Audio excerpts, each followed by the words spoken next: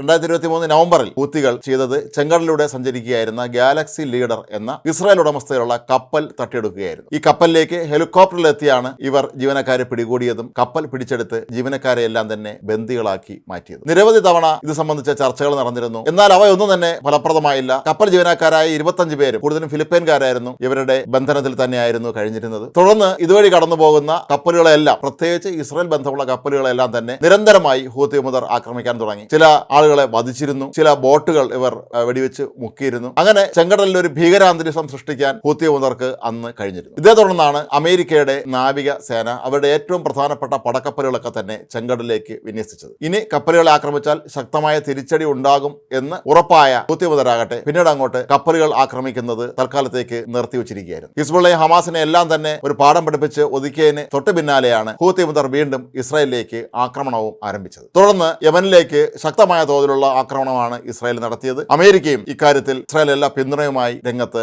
ഉണ്ടായിരുന്നു. ഏതായാലും അമേരിക്കയിലെ പ്രസിഡന്റായി ഡൊണാൾഡ് ട്രംപ് ചുമതലയേറ്റ് ഒരു ദിവസം കഴിഞ്ഞപ്പോൾ തന്നെ ഹൂത്തി വിമതർ തങ്ങൾ പിടിച്ചെടുത്ത കപ്പലിലെ ജീവനക്കാരെ മുഴുവൻ പേരെയും വിട്ടയച്ചു. ജീവനക്കാരെ ജീവനോടെ കിട്ടുമെന്ന് അവരുടെ വീട്ടുകാരോ കമ്പനിയോ പോലും പ്രതീക്ഷിച്ചിരുന്നതല്ല. ഇവരെ ഇതിന് പ്രേരിപ്പിച്ച പ്രധാനപ്പെട്ട ഘടകം ഡൊണാൾഡ് ട്രംപ് അമേരിക്കൻ പ്രസിഡന്റായി വന്നു എന്നുള്ളത് തന്നെയാണ്.